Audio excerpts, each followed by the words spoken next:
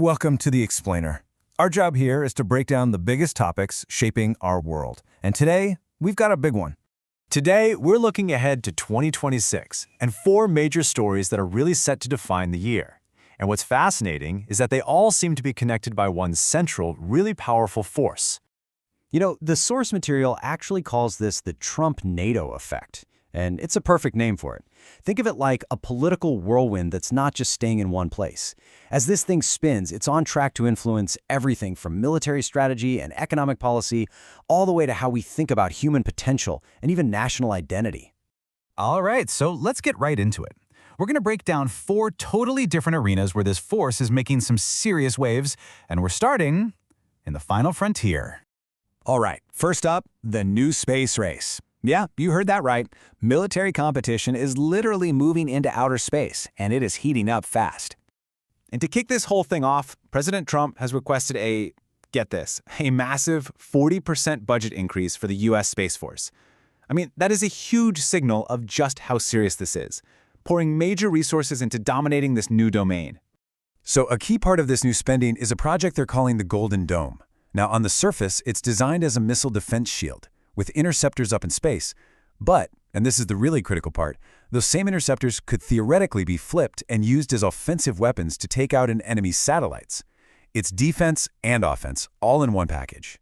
And this is not happening in a vacuum. America's allies and rivals are all racing to build up their own counter-space power. Britain is building systems to disrupt satellites. China has massively ramped up its launches, practicing what American generals are literally calling on-orbit dogfighting. And then you've got Russia, which is suspected of developing a space-based nuclear weapon.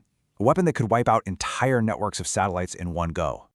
Okay, so let's bring it back down to Earth. All of this tension up in space is creating a whole lot of pressure down here, and it's hitting one of the most important economic institutions in the world, the central bank.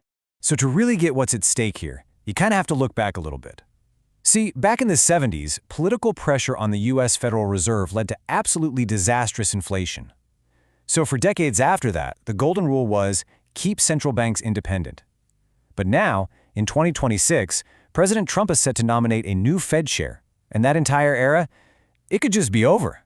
And you know, this quote from Nixon, it's just perfect. It perfectly captures that old pressure. He's basically saying, I respect your independence as long as you independently decide to do exactly what I want. It's that kind of meddling that led to so much economic pain, and it's exactly what policymakers are terrified of seeing again.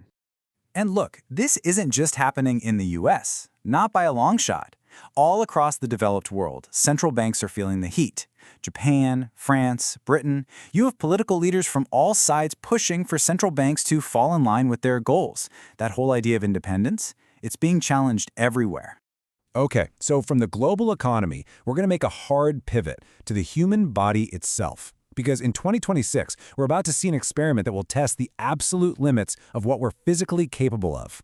In May, Vegas is hosting the first ever Enhanced Games. And the whole idea is, well, it's simple, and it's incredibly controversial. Performance-enhancing drugs, they're not just allowed, they're basically part of the event. And to really get people interested, there are huge cash incentives, like $250,000 if you break a world record. Yeah, the rewards are absolutely staggering. If you can break one of the big ones, like the 50-meter freestyle or the 100-meter sprint, the prize money jumps to an extra $1 million. It's a pretty clear play to get eyeballs on this thing and attract some serious athletes. So, as you can probably guess, this has created a massive divide. On one side, you've got these visionary backers like tech billionaire Peter Thiel. They see this as just the future, the next step.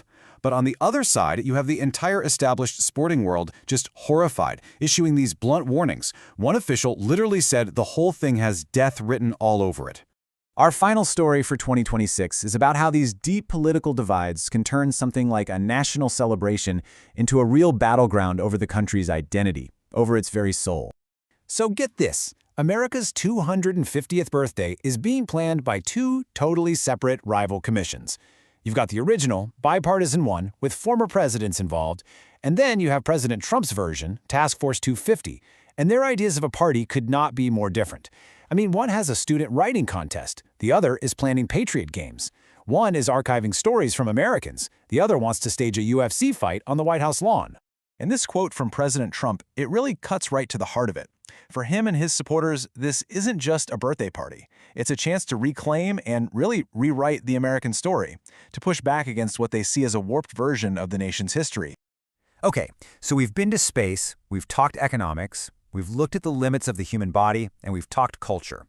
So how do these four seemingly separate stories actually connect? Well, the thing is, these aren't really four different stories at all. They're more like four different fronts in the same global battle.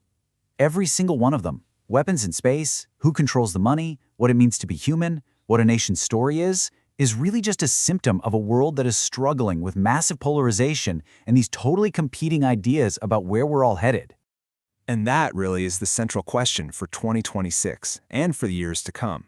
In a world where there are so many competing narratives, so many different stories about what's true, which one is going to be the story that defines our future?